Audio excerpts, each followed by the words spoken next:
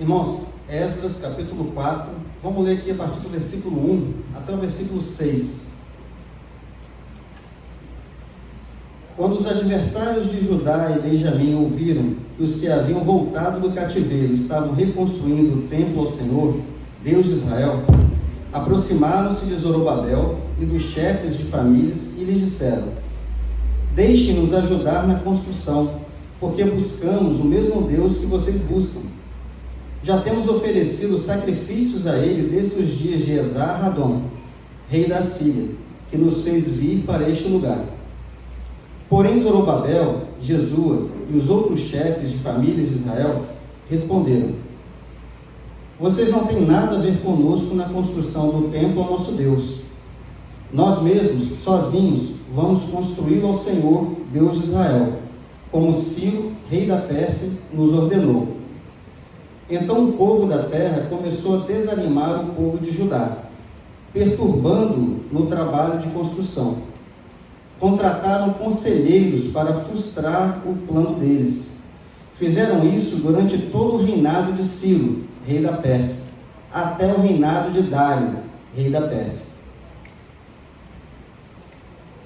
No começo do reinado de Assuero, escreveram uma acusação contra os habitantes de Judá e de Jerusalém. E nos dias de Artaxerxes, rei da Pérsia, Bislão... Não, até aqui, irmãos, até o versículo 6. Então eles escreveram uma acusação contra os habitantes de Judá e de Jerusalém. O contexto aqui, irmãos, é o seguinte: o povo judeu, eles, depois de 70 anos de cativeiro, eles foram liberados ali pelo rei para que retornassem à sua terra. E eles retornaram para a terra de Jerusalém com a missão de reconstruir o templo. Era uma missão difícil, complicada, porque o que acontecia? Quando um povo era dominado por outro, e era levado em cativeiro, eles simplesmente destruíam aquela cidade, daquele povo. E aquela cidade ficava em ruínas. E foi esse cenário que o povo judeu encontrou quando estava retornando para Jerusalém.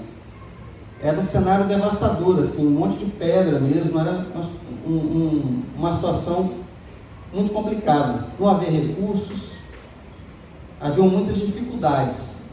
Ainda assim, eles começaram o processo de reconstrução ali. A obra ela foi iniciada, mas a gente leu aqui nesse texto de Esdras que houve um povo ali que se levantou contra eles. Eles se levantaram primeiramente oferecendo uma ajuda. Aqui nesse texto não está dizendo, esse texto que a gente leu, mas pegando o contexto todo do livro, a gente vai ver que esse povo era um povo idólatra. Eles não tinham só o Deus verdadeiro como o Deus deles. E aí o povo judeu não aceitou essa ajuda.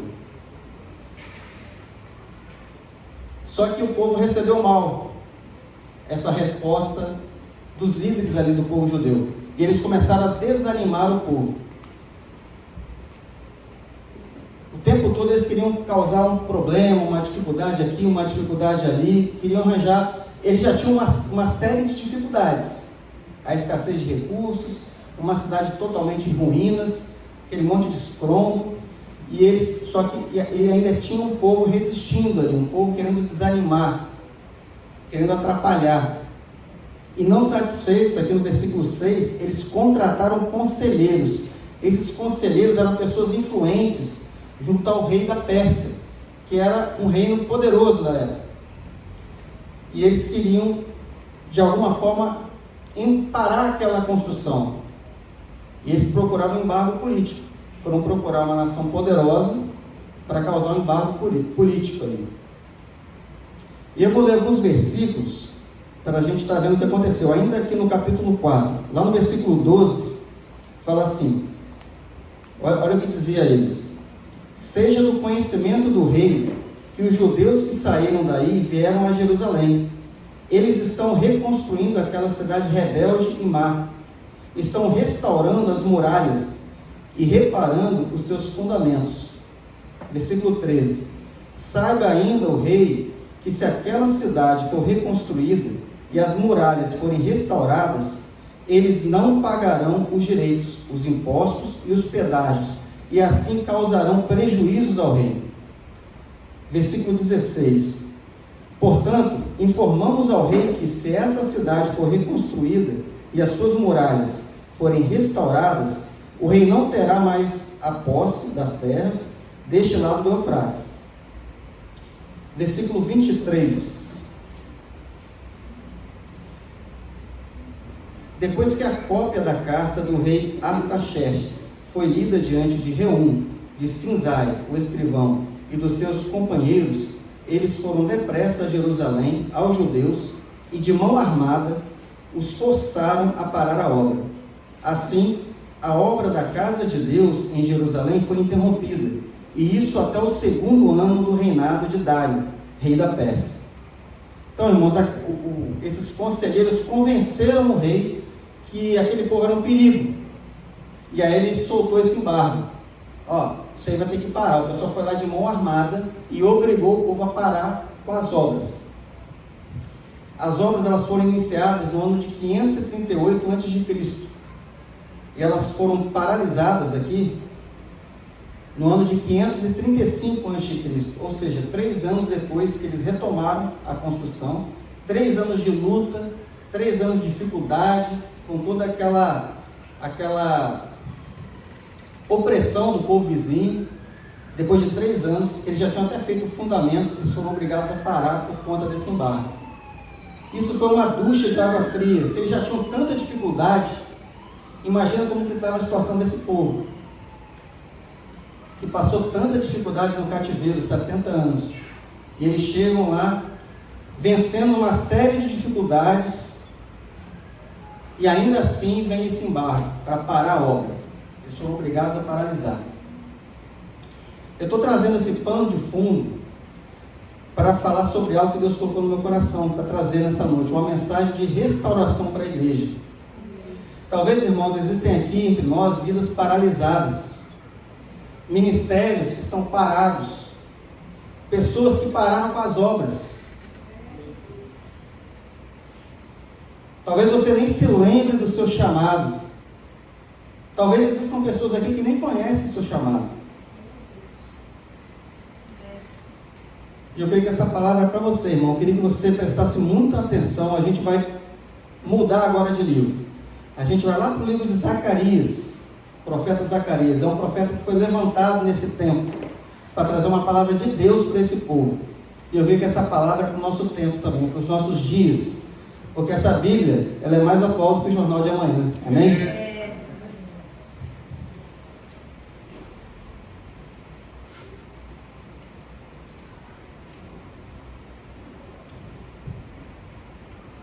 Se você está com a obra paralisada, se você de repente se encontra num momento difícil da sua caminhada e de repente está parado mesmo, eu quero te dizer o seguinte, irmãos: você não foi chamado para ficar parado. Amém. Você recebeu talentos, você recebeu dons da parte de Deus, e um dia eu e você nós vamos estar diante dele e a gente vai ter que dar conta do que a gente fez com esses talentos, com esses dons. Mas eu não tenho talento. Não, tem sim, irmãos. O Senhor distribuiu talento para cada um de nós. É verdade. Cabe a nós buscar, conhecer esses talentos a partir dele e permitir que ele desenvolva esses talentos na nossa vida. Esse é o chamado, irmãos. Essa palavra é uma palavra de restauração, mas é uma palavra de exortação também. Nós não fomos chamados para ficar parados. Mas eu não posso fazer muita coisa. Pode. E aquilo que você foi levantado para fazer, é para você fazer. Então essa palavra também é uma palavra de exortação. Eu quero que você receba essa palavra como uma palavra para mim. Não é palavra para aquele irmão que ficou em casa. Eu queria tanto que fulano estivesse aqui para ouvir isso. Essa palavra é para você. Essa palavra é para mim. Amém? Vamos lá, no livro de Zacarias, capítulo 3.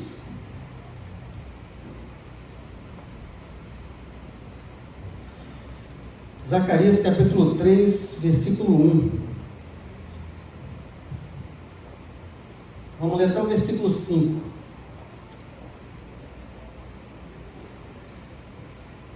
Deus me mostrou o sumo sacerdote Josué, que estava diante do anjo do Senhor. Mostrou também Satanás, que estava à direita de Josué para o acusar. Mas o Senhor disse a Satanás: que o Senhor o repreenda, Satanás. Sim, que o Senhor, que escolheu Jerusalém, o repreenda. Não é este um toco de lenha tirado do fogo? Ora, Josué estava diante do anjo, vestido com roupas muito sujas. O anjo tomou a palavra e disse aos que estavam diante dele: tirem as roupas sujas que ele está usando. E a Josué lhe disse: eis que tirei de você a sua iniquidade, e agora o vestirei com roupas finas. Então eu disse: ponham um turbante limpo na cabeça dele. Puseram um turbante limpo na cabeça dele e o vestiram, na presença do anjo do Senhor. Glória a Deus. Irmãos, nesse tempo Deus levantou dois profetas, o profeta Ageu e o profeta Zacarias. Ageu chegou primeiro, deu aquela primeira paulada. Foi uma palavra de exortação ao povo, uma chamada para a responsabilidade. Aquele povo tinha saído do cativeiro com uma responsabilidade. Eles tinham saído do cativeiro com uma missão. Eles estavam negligenciando essa missão. Eles ficaram desanimados. Irmãos, nós, na nossa caminhada, nós vamos encontrar resistência. Pessoas vão se levantar contra nós. O inimigo vai se levantar contra nós. A nossa carne vai se levantar contra nós. Mas nada pode ser desculpa para que eu e você fiquemos paralisados. Aleluia! Amém? Então nós temos uma responsabilidade diante de Deus. Como igreja, nós somos igreja individualmente. Nós temos uma responsabilidade. E aquele povo foi chamado a atenção em relação a essa responsabilidade. O profeta Ageu fez isso. Zacarias também fez isso. Só que Zacarias também trouxe uma palavra de encorajamento, porque o povo estava com medo, o povo estava desanimado, o povo já não tinha esperança. E aí a gente vê a misericórdia, a graça de Deus. A gente vai ver no livro de Zacarias uma série de visões. Essa visão que a gente leu aqui no capítulo 3 foi a quarta visão que Deus deu a Zacarias, porque Deus fala primeiro com o profeta, para o profeta falar com o povo. E aqui, irmãos, Deus já mostra uma prioridade para o profeta Zacarias. Vai tratar com Josué. Josué era o sumo sacerdote, ele era o líder espiritual. Existia um outro líder, que era Zorobabel, que era o governante. A gente pode dizer que ele era um líder natural, era aquele que levava o povo à ação, conduzia o povo na reconstrução propriamente dita. Só que antes de tratar a ação, o poder do governante ali, de conduzir o povo naquilo ali, tinha que tratar o sacerdócio, tinha que tratar aquilo que era espiritual. E aí, irmãos, eu queria falar para você o seguinte: a intimidade, o sacerdote representa a intimidade, porque é ele que tinha relacionamento com Deus, ele que chegava diante de Deus para ouvir o que Deus tinha para falar para o povo, e falava para o povo, levava para o povo aquilo ali, e levava para Deus também aquilo que o povo estava, as petições, aquilo que o povo estava clamando. O sacerdote representava a intimidade. Zorobabel, o governante, representava o poder. Eu quero dizer para você que a intimidade vem sempre antes do poder. Tem muita gente buscando poder, mas antes do poder tem que ver a intimidade. Amém? Eu quero repetir, a intimidade sempre virá antes do poder.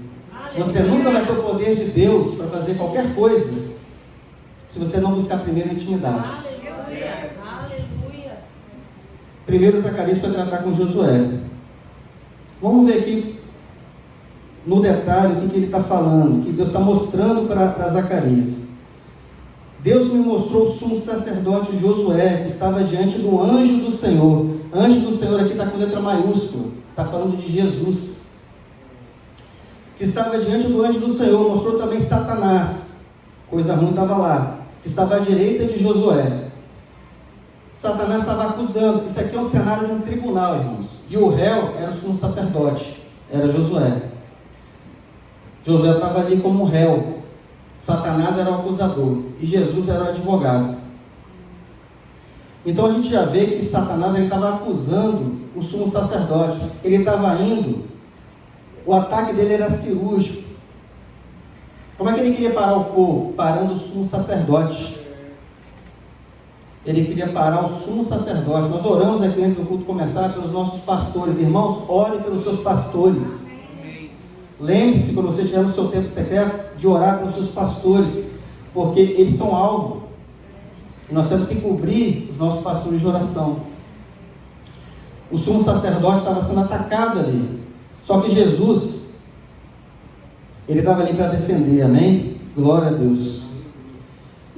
Nós, como sacerdotes da nossa casa, nós temos que ter cuidado para não deixar brechas também. Porque muitas vezes, irmãos, o sacerdote é atacado para que todos sejam destruídos, para que todos sejam atacados. O inimigo queria atacar o povo judeu, atacando o sumo sacerdote. Quando nós, enquanto sacerdotes da nossa casa, somos atacados, nos permitimos ser atacados, deixamos brechas, a nossa família também vai sofrer consequências. Então, também nós precisamos cuidar das brechas, tomar cuidado, porque nós estamos em guerra, irmãos. É tempo de guerra, amém? A palavra está mostrando aqui nessa visão que o sacerdote estava com roupas muito sujas. Josué estava com roupas muito sujas. E Satanás estava acusando ele por conta disso. Olha que lindo o que Jesus fala aqui, ó, versículo 2. Mas o Senhor disse a Satanás, que o Senhor o repreenda, Satanás. Sim, que o Senhor, que escolheu Jerusalém, o repreenda. Aqui, como está meio estranho a linguagem aqui, mas é como se Jesus estivesse falando assim: eu, o Senhor, te repreendo, Satanás. É isso que Jesus está falando. E ele diz assim, ó: não é este um toco de lenha tirado do fogo?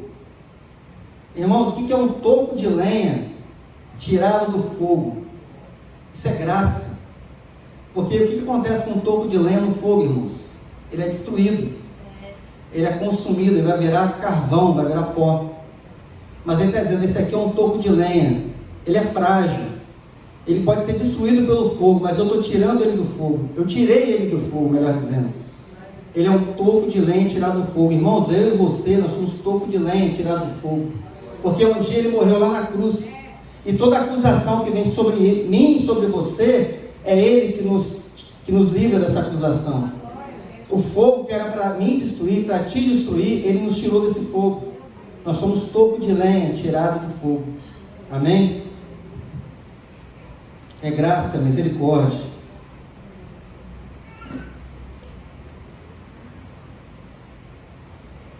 E aí, irmãos, aqui no versículo 4, o anjo, Jesus, ele ordena: tire as roupas sujas que ele está usando.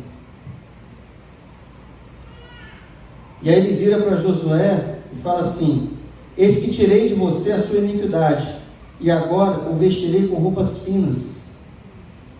As roupas sujas, irmão, representam o pecado que paralisa, o pecado que muitas vezes quer fazer você desistir no meio da caminhada, quer fazer você parar.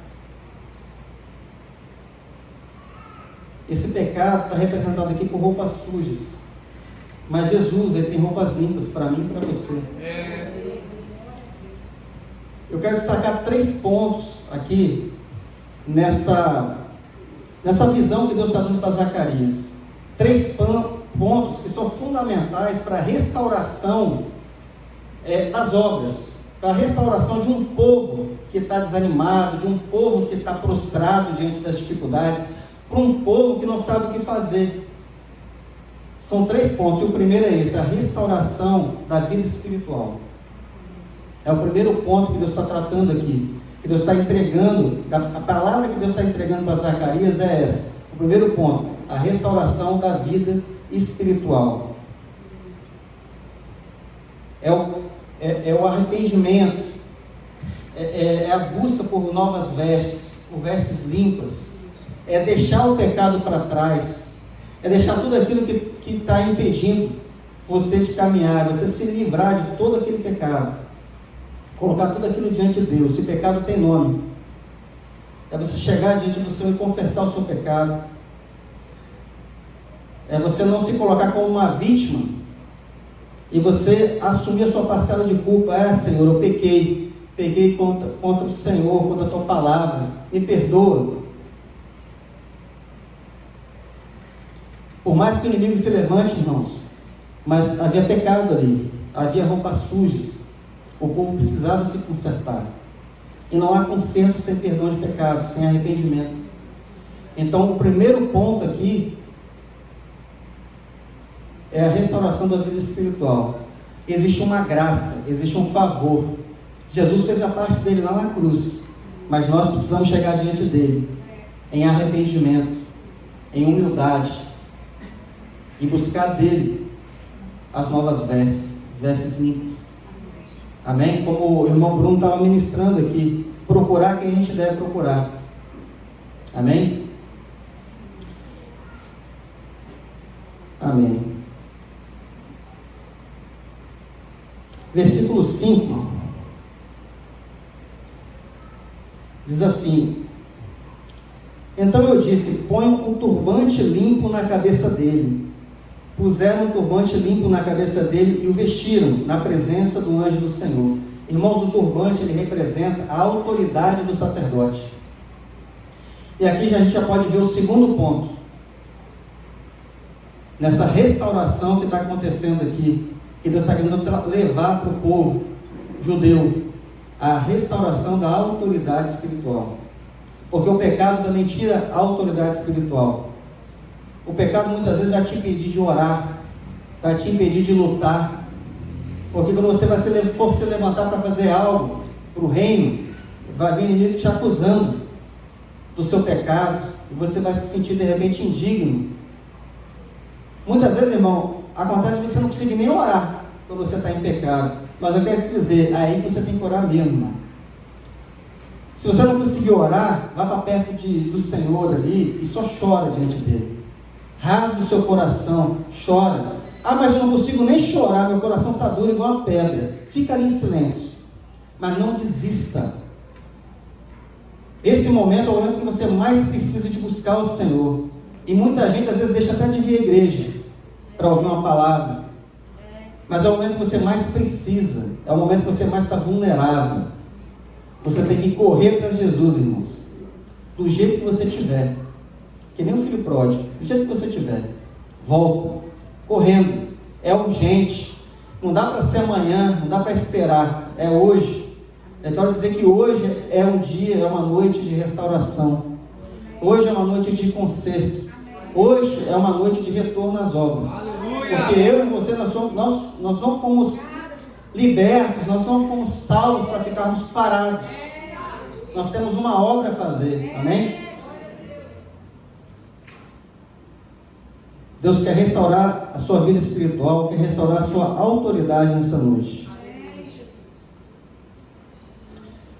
Bom, Josué era um dos líderes, era o líder espiritual, mas havia outro líder, Zorobabel, era o líder que governava, o governante ali. Eu queria dizer para você, te lembrar, que nós somos reis e sacerdotes. Jesus nos fez reis e sacerdotes. Está lá em Apocalipse, capítulo 1, versículos 5 e 6. Eu vou ler aqui, E da parte de Jesus Cristo, que é a fiel testemunha, o primogênito dos mortos e o príncipe dos reis da terra, aquele que nos ama. Eu vou repetir aqui, aquele que nos ama, e em seu sangue nos lavou dos nossos pecados, e nos fez reis e sacerdotes para Deus e seu Pai. A Ele glória e poder para todos sempre. Amém. Você foi feito rei e sacerdote. Nós fomos feitos reis e sacerdotes para a honra dEle, para a glória dEle. Então eu quero que você se veja aqui na figura de Josué e na figura de Zorobabel. Zorobabel enquanto governante, enquanto rei, e Josué enquanto sacerdote. Essa restauração na vida de Josué, essa restauração na vida de Zorobabel, é uma restauração que está disponível para mim e para você, nas nossas vidas. Amém? Beleza. Zorobabel era o líder do povo ali, do ponto de vista natural, era o governante. Mas ele estava totalmente desacreditado. Depois de tudo que aconteceu ali, a obra embargada, tudo parado, ele não tinha voz diante do povo. Eu fico me colocando ali no lugar de Zorobabel, o quanto é difícil, né, para ele, imagino eu, aquela situação, porque havia uma nação mais poderosa, colocando um embargo ali, vieram de mão armada para parar tudo. Ele tinha um povo que já não acreditava que ele teria capacidade de conduzir o povo naquela missão. Ele mesmo talvez já não tivesse mais esperança. E aí, irmãos, nós vamos lá para Zacarias, capítulo 4, para ver a palavra que Deus entregou a Zacarias, a partir do versículo 1. Zacarias, capítulo 4, a partir do versículo 1.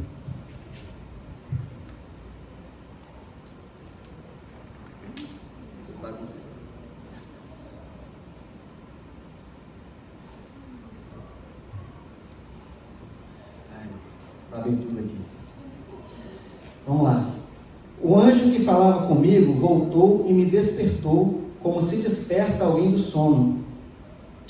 Ele me perguntou: o que você está vendo? Respondi: vejo um candelabro todo de ouro e um vaso de azeite em cima, com as suas 7 lâmpadas e 7 tubos, um para cada uma das lâmpadas que estão em cima do candelabro. Junto ao candelabro vejo 2 oliveiras. Obrigado.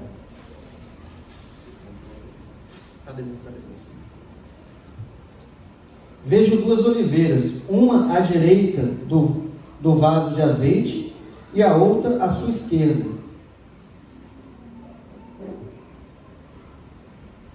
Então perguntei ao anjo que falava comigo: meu senhor, o que é isto?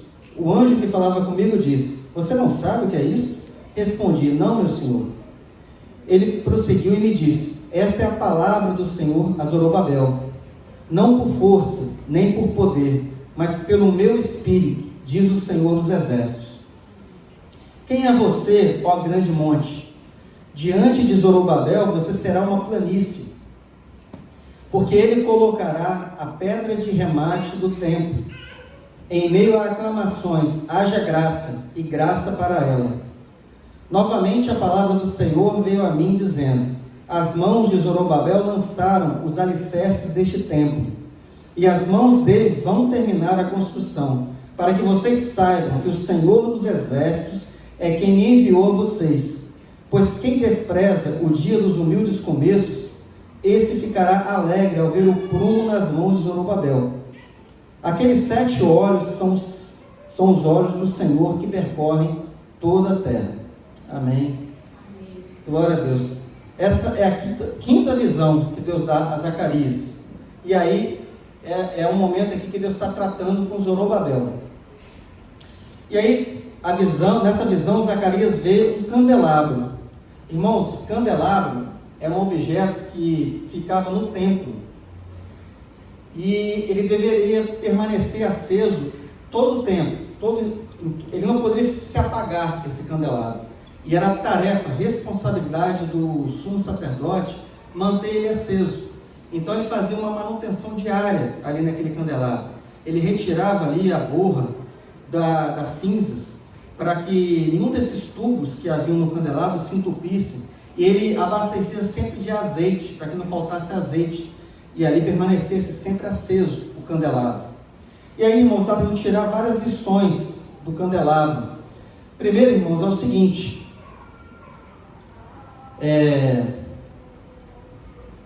nessa visão a gente vê um candelabro diferente. Não era esse candelabro que havia no templo, porque nessa visão que Deus deu a Zacarias, havia também uma bacia de azeite, e haviam também 2 ramos de oliveira, de onde escorria o azeite para a bacia, e da bacia ia o azeite para o candelabro. Isso aqui mostra, irmãos, provisão de Deus. Nessa visão está dizendo o seguinte, ó: eu tenho azeite, o azeite não vai faltar. Uau. E aí, irmãos, essa palavra para a gente é muito atual, essa visão, porque a realidade do povo na época é que havia necessidade de um sumo sacerdote chegar ali e manter aquele fogo aceso e tudo mais. Só que hoje, irmãos, nós temos livre acesso à fonte de azeite. Nós fomos conectados à oliveira e nós podemos buscar desse azeite. O azeite está disponível. Como o Bruno pregou aqui, né? mais cedo. Vai depender da quantidade de fé que a gente vai ter, da quantidade de vasilha que a gente vai ter aqui, mas azeite não vai faltar. Azeite vai ter. Amém? Então vai fluir o azeite ali continuamente. Só que eu e você devemos buscar esse azeite, diligentemente.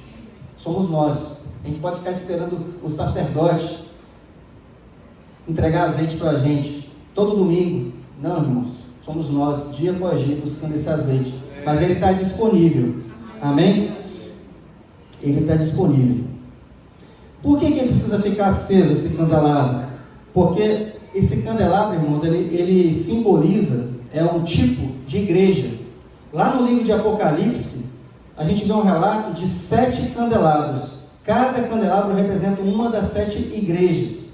Então, o candelabro precisa permanecer aceso, porque nós precisamos ser luz para o mundo. Jesus é a luz do mundo e nós precisamos refletir essa luz. Amém? Então, nós não podemos estar apagados, nós precisamos refletir essa luz. Onde há trevas, a gente precisa iluminar. Então, se você estiver olhando para o mundo e estiver enxergando trevas, você tem que se perguntar: onde eu estava para que houvesse treva ali naquele lugar? Onde a igreja estava para que houvesse aquela situação de trevas naquela nação, naquele bairro? Onde a igreja estava? Onde a igreja do Senhor estava? É nossa responsabilidade iluminar o mundo. É minha responsabilidade, é sua responsabilidade. Se há trevas no condomínio que você mora, você precisa iluminar aquele lugar. Se há trevas onde você trabalha, você precisa iluminar aquele lugar. Se há treva em meio à sua família, você é a luz ali. Amém? Você precisa estar aceso o tempo todo. Você não pode se apagar. O candelabro simboliza a igreja. E aí, irmão, se eu penso no candelabro como uma figura de igreja, o candelabro que possui os seus dutos ali, a gente pode também aprender que é necessário que haja unidade, porque é uma peça só. O candelabro é uma peça só. São vários dutos. Irmãos, cada um de nós tem um talento específico, tem um dom específico, mas a igreja vai fluir em unidade. Você não vai fluir sozinho, nós precisamos uns dos outros. Então você precisa ser resposta para o irmão, sabe? Se o irmão está mais fraco, a luz dele está se apagando, a sua luz pode acender a luz dele. Por isso que a gente tem que acabar com essa mentalidade de vir para a igreja para ser cheio aqui na igreja. Eu e você tem que chegar aqui queimando, irmãos. Porque vai ter alguém aqui que está se apagando e você precisa acender essa pessoa. Você precisa ser a luz que vai iluminar essa pessoa, esse irmão que está se apagando. A gente precisa chegar aqui queimando, irmãos. Eu preciso trazer o meu fogo, a minha parcela eu tenho que fazer. É minha responsabilidade, eu tenho que trazer o meu azeite. Amém? Vamos acabar com essa mentalidade de vir aqui para receber. Eu vou vir para receber uma unção nova. Eu vou lá para receber uma palavra. Irmãos, amém, glória a Deus. A gente recebe muita coisa quando a gente vem aqui, é bênção. Mas você tem que aprender a vir aqui para entregar o seu sacrifício de louvor. Porque quando a gente entrega, aí que a gente recebe, irmãos. Quando a sua mentalidade muda e você entende que você precisa chegar aqui para entregar, é aí que você vai receber. Quanto mais você se prepara para entregar, mais você vai receber, irmãos.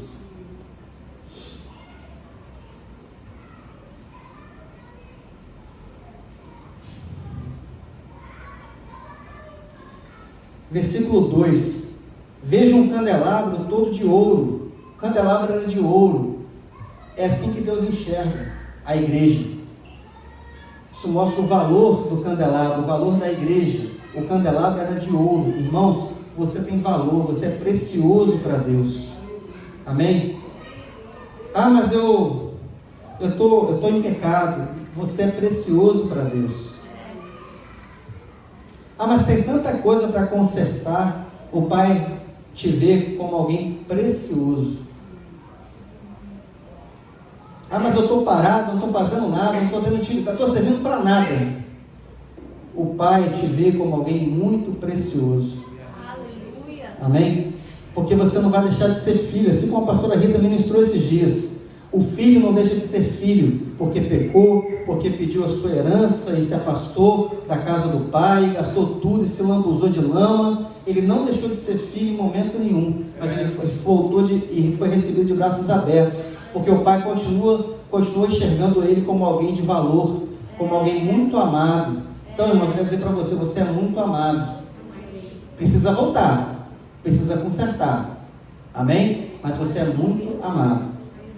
A sua identidade você não perdeu. Aleluia. O seu valor em Deus você não perdeu. Nada pode te separar do amor de Deus, amém? Aleluia.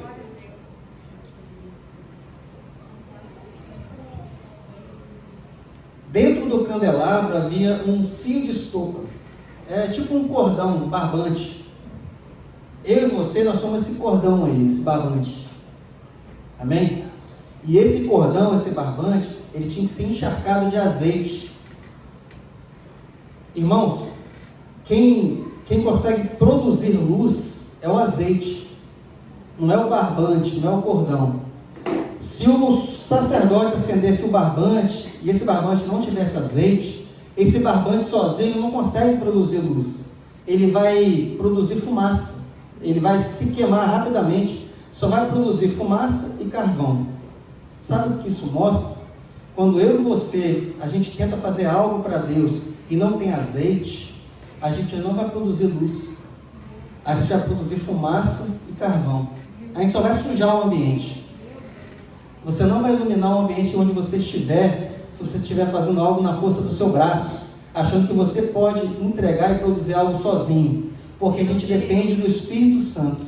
Ele é que vai conseguir sustentar uma luz em nós. É o azeite que vai gerar luz. O barbante sozinho só produz fumaça. Amém?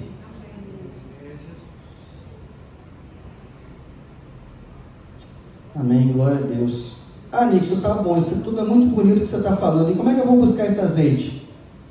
Você vai buscar em casa, no seu secreto. É ali que você vai conseguir repor o seu azeite. É verdade. É nas coisas simples, irmãos. A gente tem que voltar para as coisas simples. A caminhada com Deus é muito simples, a gente complica. É você valorizar o seu tempo diante dele, orando, lendo a palavra. Você não pode achar, irmãos, que você vai gerar luz sem buscar esse tempo de intimidade, porque a intimidade vem antes do poder. A gente quer fazer tanta coisa para Deus, e você às vezes fica até emburrado. Eu queria estar ali tocando, e ninguém me chama, ninguém me dá a oportunidade. Mas você está cheio de azeite? Isso é o tempo de palavra, isso é o tempo de oração, jejum. Você está fazendo a sua parte? É muito fácil a gente acusar o pastor.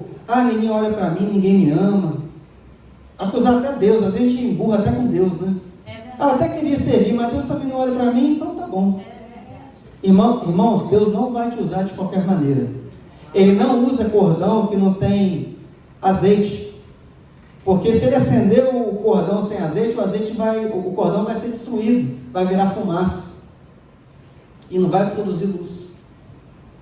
Então, eu e você, a gente precisa buscar azeite no nosso secreto, em casa, como igreja. E glória a Deus que oportunidades não faltam, irmãos. Esse mês mesmo, a gente teve aí, 12 horas de oração, de adoração.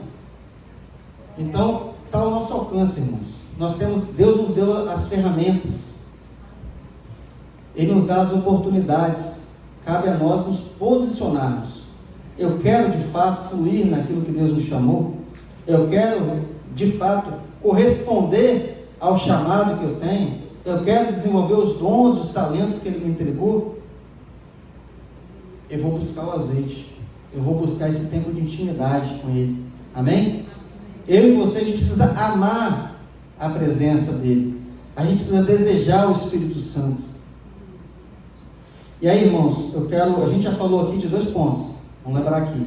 Restauração da vida espiritual, a restauração da autoridade espiritual, e esse é o 3º ponto. O azeite fala de poder, a restauração do poder. Você só vai ter poder para fazer algo em prol do reino, para fazer algo que realmente você possa estar servindo a Deus em excelência, se você tiver o Espírito Santo, que Ele representa o poder para você fazer.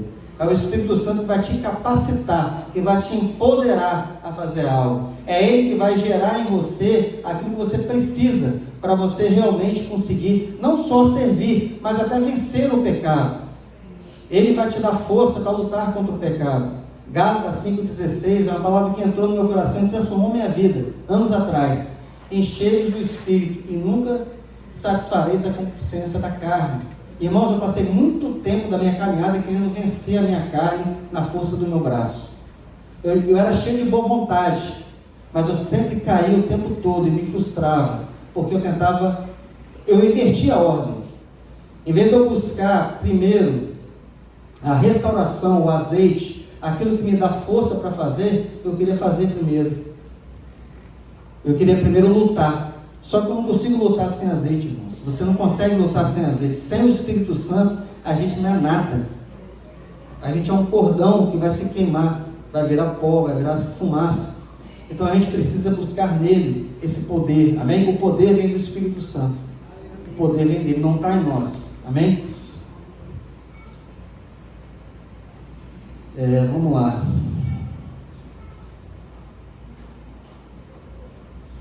Outro detalhe, irmãos, é que o fio de estopo, o cordão, ele precisa estar limpo. Às vezes a gente até vai lá buscar o azeite, mas a gente se esquece, primeiro, de confessar o nosso pecado, de consertar, de restaurar a nossa santidade.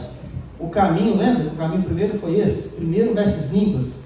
A gente não pode querer inverter. Você pode ficar, irmãos, uma semana diante do Senhor pedindo poder, o derramado do Espírito Santo do poder sobre a sua vida. Primeiro clama por perdão, por misericórdia, chega diante de Deus em humildade, pede a Ele para te mostrar o que você precisa consertar. A gente precisa ter esse entendimento, irmãos, que não é de qualquer maneira que Deus vai te usar. O cordão não pode estar sujo, o cordão não podia estar sujo para receber o azeite ali. O cordão tinha que estar limpo, e a gente tem que buscar estar limpo. É Ele que nos santifica, e a presença dEle nos santifica. Amém? Então a gente tem que buscar isso, não é de qualquer maneira. Tá? O azeite também ele precisa ser puro. Um azeite tem que ser verdadeiro, tem que ser de verdade. Tem muita gente, irmão, que quer brincar com aquilo que é espiritual. E eu quero alertar vocês, isso é muito perigoso. Às vezes você fala assim, cara, dá tanto trabalho, né? Eu não vou buscar não. Eu vou, quer saber, eu sei mais ou menos como é que faz. E você imita aquele irmão que está cheio do Espírito Santo, e você até faz as coisas parecidas com ele, só que você está gerando um fogo estranho. Você está querendo fazer algo que não é verdadeiro, você está querendo entregar algo que não é verdadeiro, que não é do coração, você está querendo buscar atalhos. Irmãos, Deus não vai aceitar o seu serviço de qualquer maneira. Deus não vai aceitar aquilo que você entrega de qualquer maneira. Ele é graça, mas Ele não vai aceitar de qualquer maneira aquilo que a gente quer entregar a Ele. A oferta tem que ser verdadeira. Então o azeite não tem atalho não, irmãos. É tempo no secreto, é intimidade. Você quer fluir em Deus, não tem, sabe, aquele macete de videogame, não tem. É tempo diante dEle, buscando a presença dEle. Você tem que se dispor a isso. Existe a graça, mas existe a nossa responsabilidade em buscar, o nosso esforço. Quando a gente fala de lutar pelo reino, existe um esforço, um preço a ser pago. Vai te custar algo, irmãos. Vai custar seu tempo. Vai custar alguns prazeres. Porque, irmãos, vamos falar de verdade, o pecado, ele gera um prazer também.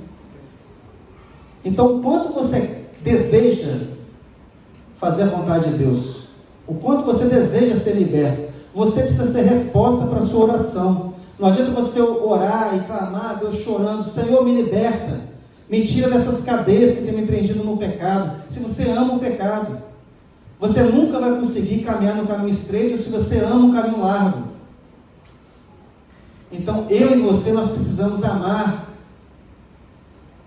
aquilo que é do céu, irmãos, e parar de olhar para as coisas que são da terra.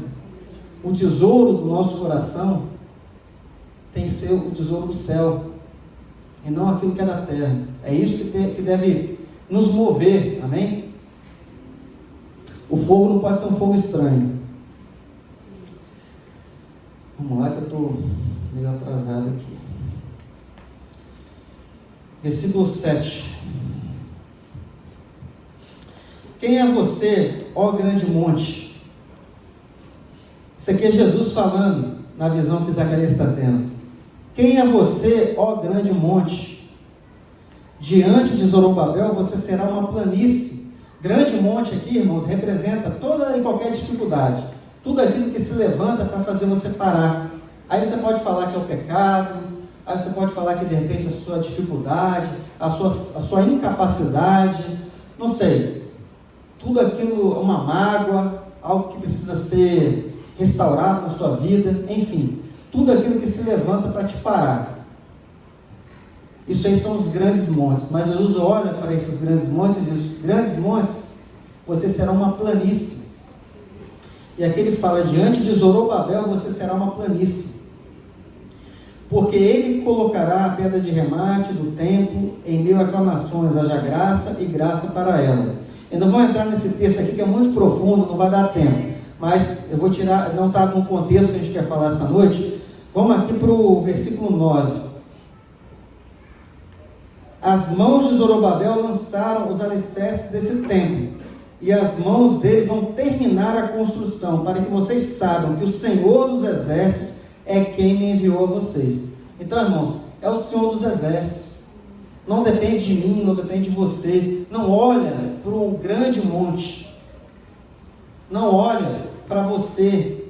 Olha para aquele, para o Senhor dos Exércitos, aquele que te chamou, aquele que plantou no seu coração essa vontade em fazer algo pelo reino, sabe? O mesmo Deus que plantou esse chamado, Ele vai te capacitar, Ele vai aplainar esses montes que têm se levantado diante de você.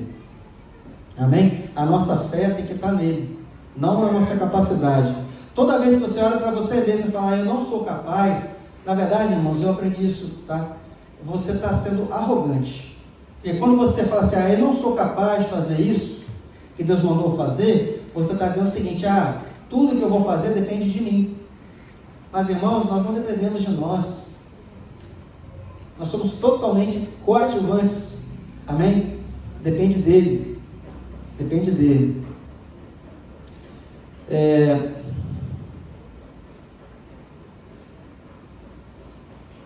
Versículo 10.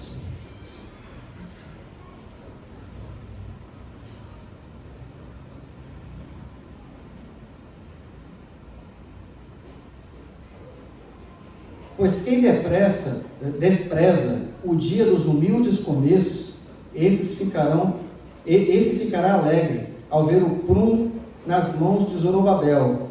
Aqueles 7 olhos são os 7 olhos do Senhor que percorrem toda a terra. O que ele está dizendo aqui? Aqueles que desprezam um pequeno começo. Às vezes, irmãos, as pessoas olham assim para elas mesmas e veem às vezes tão pouco, sabe? Mas esse tão pouco que às vezes você está enxergando é só um pequeno começo. É só um pequeno começo. E Deus, Ele é especialista em pegar pequenos começos e transformar em coisas grandes. Amém? Abre sua Bíblia em 1 Coríntios, capítulo 1, versículo 26. 1 Coríntios, capítulo 1.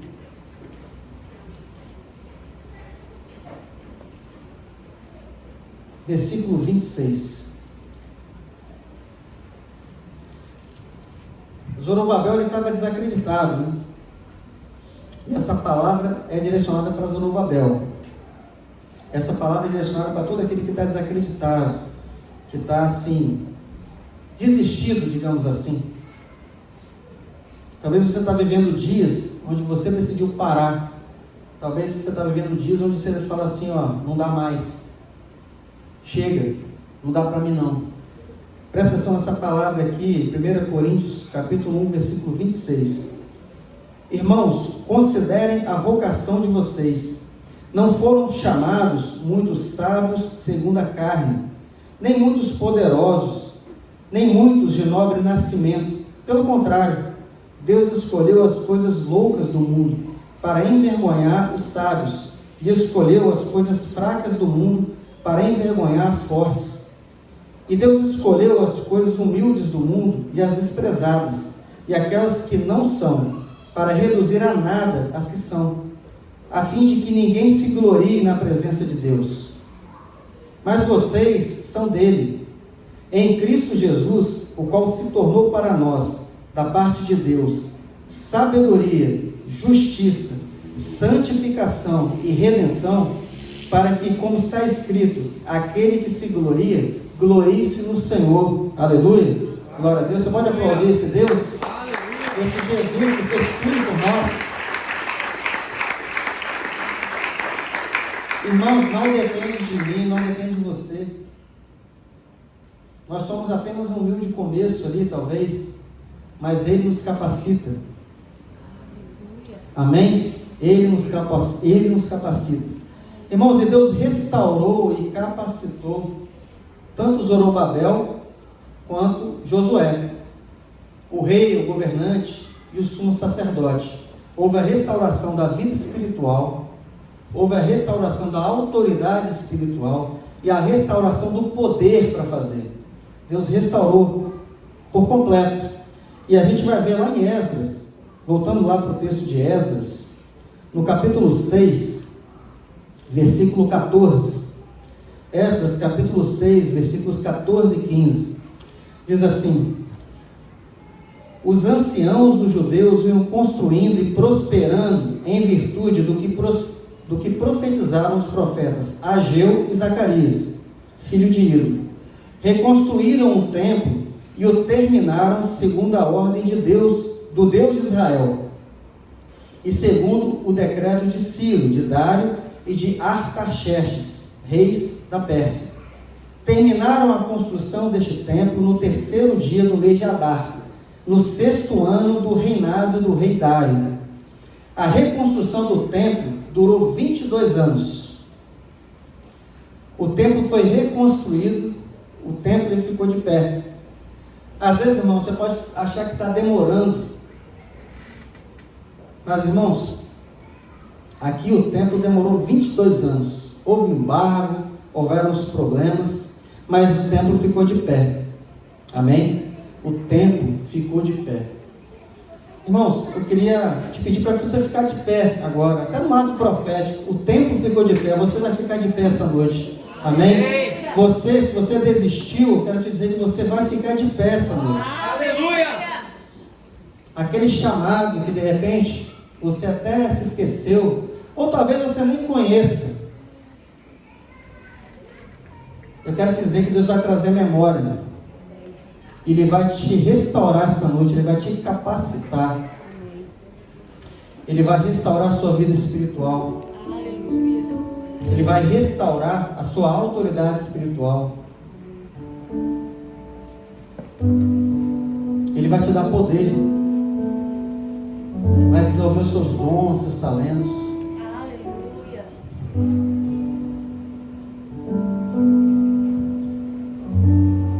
Irmãos, hoje é dia de restauração. Aleluia. É dia de conserto. Aleluia. É dia de arrependimento. Eu quero te dizer, se você está incomodado aí no seu lugar, se essa palavra falou com você, não resista. É o Espírito Santo te chamando para voltar.